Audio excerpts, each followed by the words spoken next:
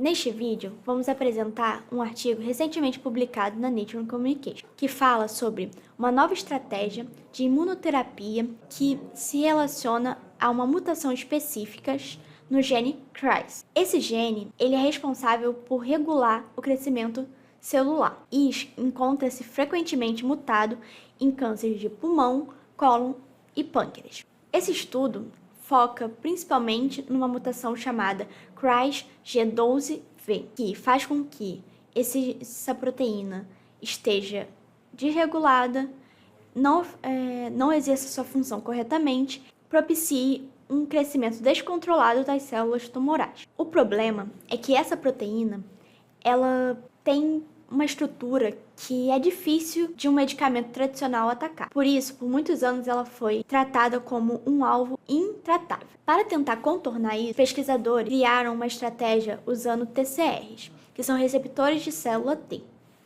Proteínas que ficam na superfície de linfócitos T e que reconhecem fragmentos de proteínas mutadas apresentadas pelo MHC, que é o complexo principal de histocompatibilidade. Neste estudo, os pesquisadores conseguiram identificar TCR que tiveram uma alta precisão para identificar fragmentos da proteína CRISPR com a mutação G12V. Nos próximos minutos, meus colegas irão falar mais sobre como esses TCRs foram descobertos, quais foram as técnicas utilizadas e o que esse avanço traz de diferente para o futuro da imunoterapia para o câncer. Antes de falarmos sobre os TCRs, precisamos entender outro componente fundamental na resposta imune adaptada, o complexo principal de histocompatibilidade, vulgo MHC. Já pararam para se perguntar como as células do sistema imune conseguem identificar que outras células são doentes, infectadas? Bom, convenhamos que não seria muito prático se elas tentassem checar as outras células uma por uma, tentando visualizar o que tem dentro. Para resolver isso, a vida encontrou uma estratégia interessante. Eles criaram uma espécie de QR Code imunológico. A ideia é simples. As proteínas dentro das células humanas naturalmente são degradadas no proteossoma e depois são repostas. O proteossoma quebra essas proteínas em peptídeos de tamanhos variados. Quando alguns peptídeos de tamanho apropriado, geralmente entre 8 a 10 aminoácidos, eles passam perto de uma proteína de membrana TAP, também chamada de transportadora associada ao processamento de antígeno, eles são incorporados dentro do retículo endoplasmático e são levados pelo PLC, complexo de carregamento de peptídeos. Então, o PLC vai pegar esses peptídeos e vai levar para o MHC, colocando o peptídeo em sua fenda, formando então o complexo peptídeo-MHC, também chamado de PMHC. Esse complexo é exportado para o Golgi, que posteriormente é exportado em uma vesícula para a membrana plasmática. A função desse complexo é apresentar para o mundo exterior os peptídeos que tem dentro das células. Assim como proteínas próprias do organismo também são degradadas e apresentadas na membrana, proteínas advindas de infecções virais, por exemplo, também são apresentadas na membrana. É justamente o complexo PMHC que fará uma ligação com o TCR específico, podendo ativar uma resposta do sistema imune. Mas, antes de vermos os TCRs, precisamos entender a estrutura do MHC. Quando usamos termos MHC, estamos nos referindo a esse complexo de maneira geral, independente da espécie. O MHC em humanos é chamado de HLA, Human Leukocyte Antigen, onde esse nome tem algumas razões históricas. Podemos dividir MHC em classe 1 e classe 2. A diferença principal entre eles é que o MHC classe 1 apresenta peptídeos que foram produzidos dentro da célula, sejam eles derivados de infecções virais, mutações tumorais ou proteínas próprias que estão em turnover, que é a questão de estar sendo degradada e sendo reposta. E são as células TCD8+, que irão reconhecê-los. Já o MHC classe 2 apresenta peptídeos de origem extracelular, incluindo fragmentos de bactérias, vírus, fungos ou qualquer material que tenha sido fagocitado por células especializadas, como macrófagos, células dendríticas ou linfócitos B, onde as células TCD4+, os reconhecem. Nesse artigo é estudado HLA A1101, classe 1, e talvez esteja pensando, por que esse nome gigante com esses números? Bom, uma das coisas mais importantes do MHC no geral é que eles são altamente polimórficos, ou seja, existe uma enorme diversidade de variantes genéticas desses genes na população. A HLA é produzida no cromossomo 6, podendo ser produzida em diferentes locos. Um locus é basicamente a posição de um gene no cromossomo, e no caso do HLA de classe 1 temos três principais, HLA-A, HLA-B e HLA-C. Cada pessoa herda um alelo de cada locus do pai e outro da mãe. Então, no total, normalmente carregamos 6 moléculas diferentes de HLA de classe 1. E aí entra a nomenclatura. Por exemplo, no caso do alelo HLA A1101, o A indica o locus, o número 11 indica o grupo de variantes daquele locus e o 01 é o alelo específico desse grupo. Essa diversidade é tão grande que é praticamente impossível encontrar duas pessoas com o mesmo conjunto completo, a não ser que sejam gêmeos idênticos. Mas isso não significa que certos alelos não se repitam em grupos populacionais. O HLA-A 1101, por exemplo, é particularmente frequente em populações asiáticas, chegando a frequência de até 20%. Tá, a gente viu tudo isso, mas qual é a estrutura do HLA classe 1? Certo, agora nós iremos ver a estrutura da HLA classe 1, que é o ômega 6 da versão humana. A HLA ela é composta por uma cadeia alfa pesada, que é dividida em 3 subunidades. Em vermelho nós temos a subunidade alfa 1, em laranja nós temos a subunidade alfa 2 e em ciano nós temos a subunidade alfa 3. Vamos dar uma olhada na subunidade alfa 1 e alfa 2. Aqui em verde nós temos o peptídeo que será acomodado entre essas duas subunidades e que será também reconhecido pelo TCR. Uma coisa que você pode notar já de cara, que é característico do ômega C, são essas alfa-hélices, que acomodam esse peptídeo. No caso do ômega C classe 1, a alfa-hélice ela é fechada nas extremidades, como vocês podem ver bem aqui. Já na classe 2, ela acaba sendo mais aberta. E o que isso traz de diferença? Por ser mais fechada, os peptídeos são menores do que os acomodados pela ômega C classe 2, sendo de 8 a 11 aminoácidos na classe 1 e na classe 2 podendo de 13 a 25 aminoácidos. Outra coisa que vale a pena te lembrar, que a gente viu anteriormente, é que a HLA ela é extremamente polimórfica e o polimorfismo dela está justamente na subunidade alfa 1 e alfa 2. Mas Carlos, por que isso é importante? O que tem a ver o polimorfismo dela? Bom, por ser polimórfica, podemos ter variações em como que está a estrutura dessa alfa-hélice. Por exemplo, ela pode estar um pouquinho mais para cima ou um pouquinho mais para baixo, dependendo do alelo. E isso muda exatamente o peptídeo que esse alelo consegue apresentar. Então, eu posso ter variações que, por exemplo, esse peptídeo aqui, ele não seria mais apresentável e ele seria meio que invisível para o sistema imune. E como a gente viu, cada pessoa ela tem, pelo menos, ela herda 2 alelos HLA-A dos pais, tanto da A, da B e da C. Então, cada indivíduo vai ter uma forma única de apresentar. Claro, pode acontecer, se forem gêmeos, de ter o mesmo alelo. Certo, e aqui em ciano, o que ele representa? Ele é a subunidade alfa 3 e a importância dele é se ligar ao CD8. O CD8 é uma molécula do TCR que tem a finalidade de, além de estabilizar a ligação com o ômega C, ela vai conseguir reconhecer a estrutura do ômega C em si. Então, essa região é extremamente importante para essa ligação TCR e ômega C.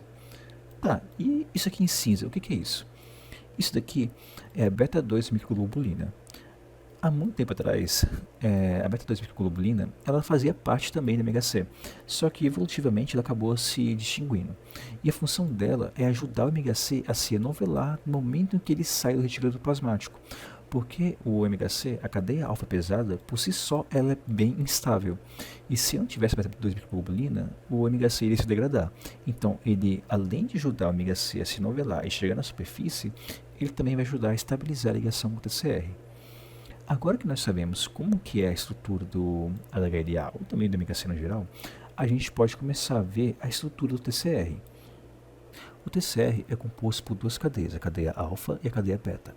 Cada cadeia ela também é composta por duas regiões, que é a região constante, como já diz o nome, e temos também a região variável. E como é que funciona essa região variável? Como é que um TCR de uma célula T acaba sendo diferente do TCR de outra célula T? Bom, na região variável, ela advém de uma recombinação somática de 3 genes. O gene V, que é o gene variável, o D, que é o gene de diversidade, e o gene J, que é o gene de junção. É como se eu pegasse várias peças de Lego e recombinasse elas, gerando TCRs únicos para cada célula T. Só que tem um pequeno detalhe, o gene D que eu citei anteriormente, ele só está presente e só vai ser influenciado na cadeia beta do TCR. Certo? Na região variável, nós temos outra região que é realmente e extremamente importante para a ligação com o PMHC, que é a região determinante de complementaridade, como vocês estão vendo aqui colorido. Em laranja, a gente vai ter o que? A CDR3 beta Em verde vamos ter a CDR1 beta e em amarelo nós temos a CDR2 beta.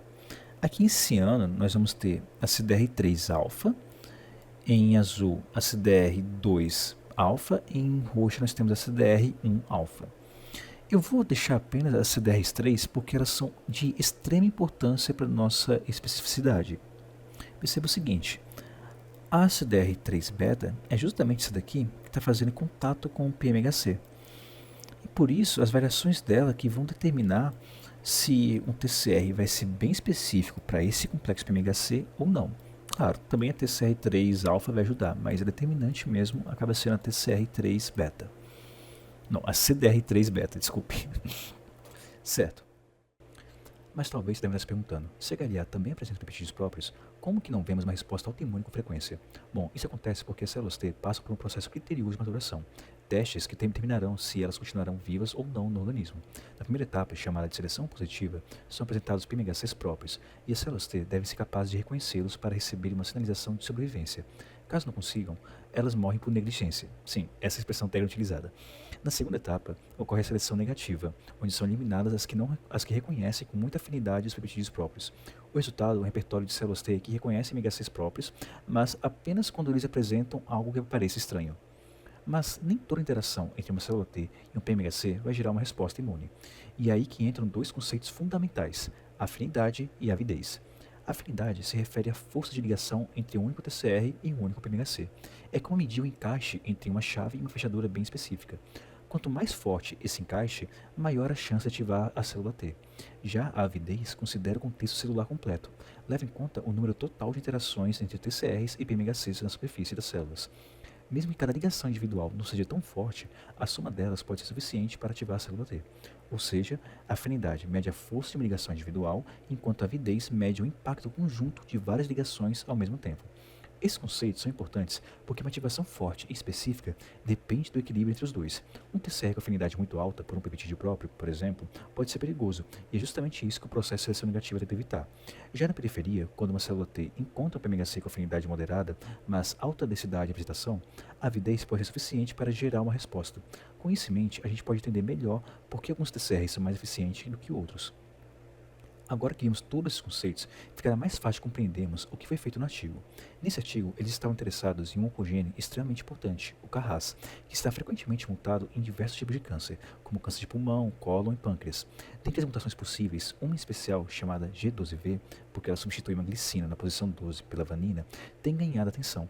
Vamos dar uma olhada na diferença estrutural do Carras selvagem e o Carras mutado. Agora eu estou com a estrutura da Carras aberta. Perceba que eu tenho duas estruturas sobrepostas. Uma delas é a mutante e a outra é a estrutura Carras selvagem.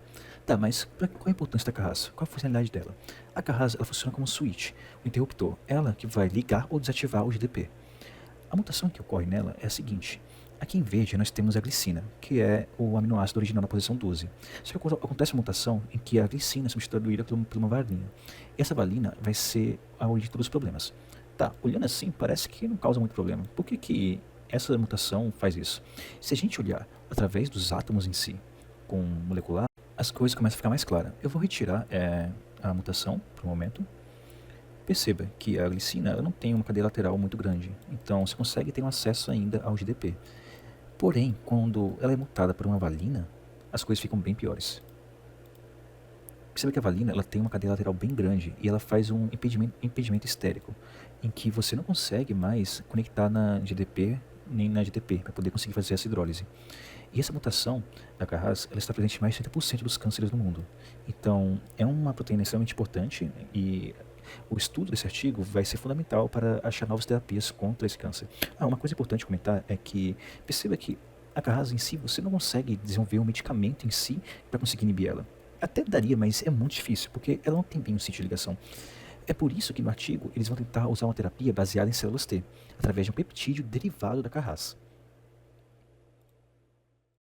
Para a gente conseguir responder como os TCRs específicos para o epípeto mutante do CRAS G12V9, que aqui a gente vai chamar só de mutante CRAS, como eles conseguem reconhecer essa mutação com essa alta especificidade e afinidade, eles tiveram que adotar uma série de métodos diferentes. Primeiro, eles pegaram camundongos que foram modificados para expressar a HLA-1101 e realizaram uma imunização com o peptídeo CRAS-G12V9, ou CRAS mutante.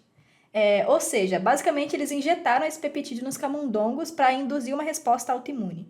Com isso, mais células T específicas para esse peptídeo seriam clonadas, o que aumenta o número da sua população. Depois de 2 semanas que os camundongos foram imunizados, eles realizaram a eutanásia nos camundongos com o objetivo de remover o seu baço e aí eles conseguirem coletar as células T específicas para esse peptídeo. Mas então, como que a gente seleciona uma célula T dentre diversas outras células do sistema imune que estão suspensas de células provindas desse órgão? Então, para isso eles incubaram a suspensão com anticorpos de anti-CD3, que marcam todas as células T, e anti-CD8, que identificam apenas algumas células T citotóxicas, que é o objetivo do trabalho. Eles querem identificar apenas as células T citotóxicas. Mas se eles só querem as células T citotóxicas que têm o anticorpos, o anti-CD8, por que eles também vão marcar com anticorpos anti-CD3? Justamente porque nem toda célula que tem os anticorpos anti-CD8 necessariamente é uma célula T citotóxica. Ou seja, para garantir que ela seja uma célula T e seja uma célula T citotóxica, eles também marcam com anticorpos anti-CD3 e anti-CD8. Além disso, para aumentar a densidade das nossas células e melhorar a qualidade da nossa caracterização, o artigo incubou essa solução em um tetrâmero do CRAS junto com o HLA, que tinha um fluoróforo. O tetrâmero, nesse caso, vai indicar que a gente tem 4 cópias do complexo PHLA. Isso vai ajudar a determinar a avidez que a célula T tem posteriormente. Além disso, agora com essa nossa solução mais concentrada, foi possível unir isso com a técnica de citometria de fluxo, com o sorting. As células duplo positivas para CD8+, e o tetrâmero são identificadas como células T específicas para esse peptídeo, e elas são isoladas individualmente através do single cell sorting, sendo então depositadas em poços individuais em uma placa de PCR de 96 poços. Após isso, para eles conseguirem recuperar a sequência completa dos genes de TCR-alfa e TCR-beta das células TCD8+, específicas para o peptídeo de estudo, eles aplicaram o protocolo 5' Arrays, que significa Rapid Amplification of cDNA Ends.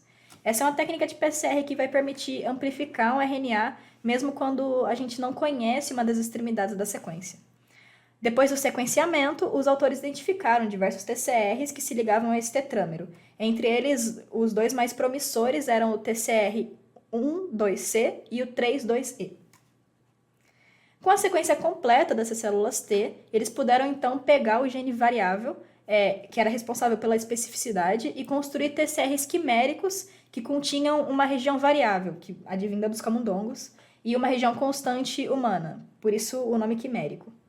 Esses genes foram clonados em vetores lentivirais, que transfectaram as células REC293T da Human Embryonic Kidney, onde elas serviram como fábricas para a produção dos vírus lentivirais que contêm esses genes desses TCRs. Então, partindo para os resultados, depois de imunizarem os camundongos transgênicos para o HLA-A1101, os autores realizaram então o isolamento das células T específicas para o peptídeo mutante CARAS G12V9. A primeira etapa, então, foi entender quais TCRs estavam sendo selecionados nesses animais. E para isso, eles sequenciaram o repertório de TCR dos linfócitos TCD8+, que se ligavam ao tetrâmero contendo PMHC do CARAS mutado. Nesse primeiro painel, que vocês estão vendo na figura 1A, mostra o repertório de TCRs encontrado nos diferentes camundongos. Cada fatia desse gráfico de pizza representa um TCR diferente. Observe que em alguns dos animais, como o MUS-T5, há uma expansão clonal muito evidente, com praticamente um único TCR dominante. Isso sugere que aquele epítopo está gerando uma resposta bastante focada naquele receptor específico. Na figura 1B, eles mostram a eficiência da expressão dos diferentes TCRs nas células REC293T, confirmando que eles conseguiam ser expressos na superfície. Isso é importante para garantir que os próximos experimentos fossem feitos com TCRs funcionalmente expressos. Nas figuras 1C e 1D, eles testaram a ligação desses TCRs com o tetrâmero contendo peptídeo selvagem G12WT9 e o tetrâmero contendo peptídeo mutante G12V9. E aqui a gente já começa a ver uma diferença clara. Quando olhamos a ligação do tetrâmero mutante, na figura D, os TCRs 1,2C e 3,2E são claramente os que mais se destacam, com uma população significativa de células positivas, indicando que eles reconhecem bem o CARAS mutado. Isso não acontece na figura C, onde a ligação com o tetramero selvagem é praticamente nula para esses mesmos TCRs, indicando que eles são, de fato, específicos para a mutação G12V.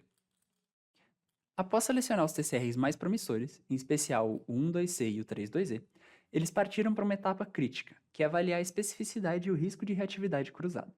O que vocês estão vendo nesse gráfico, que é a figura 4 do artigo, é um experimento que a gente chama de Combinatorial Peptide Library Screening. Basicamente, eles fazem uma varredura sistemática, substituindo cada aminoácido da sequência do peptídeo Carras G12V9 por outros, um de cada vez, para entender quais posições são essenciais para o reconhecimento do TCR. Na parte superior, B até J, estão os dados do TCR12C, e na parte inferior, K até S, os dados do TCR32E. Cada gráfico representa uma posição diferente do peptídeo sendo alterada. E o que fica evidente aqui? O TCR12C mostra um perfil extremamente focado. Se vocês olharem, ele praticamente só responde bem quando a mutação está presente na posição da glicina para a valina, que é justamente a mutação G12V. Para outras substituições, os níveis de FN gama despencam. Isso sugere que ele tem uma especificidade muito alta e baixo risco de reatividade cruzada. Por outro lado, o TCR32E apresenta um comportamento um pouco mais permissivo. Observem que ele tolera mais variações em algumas posições do peptídeo, com respostas intermediárias quando certos resíduos são alterados. Isso acende um alerta, porque um TCR mais permissivo pode potencialmente reconhecer outros peptídeos derivados de proteínas próprias, aumentando o risco de efeitos colaterais, como autoimunidade. Então, no fim das contas, esse experimento é crucial porque não basta encontrar um TCR que reconhece bem o Carras mutado. Ele também precisa ser altamente específico, para não correr o risco de atacar tecidos saudáveis. E é justamente esse tipo de análise que guia a escolha de qual TCR seguiria como candidato mais seguro para uma futura terapia. Então, dessa maneira, os resultados sugerem que o TCR12C reúne as características mais desejáveis. Ou seja, ele reconhece especificamente o peptídeo mutante, ignora o peptídeo selvagem, se mantém funcional frente às células tumorais reais e apresenta baixa reatividade cruzada. E por isso, ele é o candidato mais seguro para futuras aplicações em imunoterapia. Obrigado por assistirem e até mais.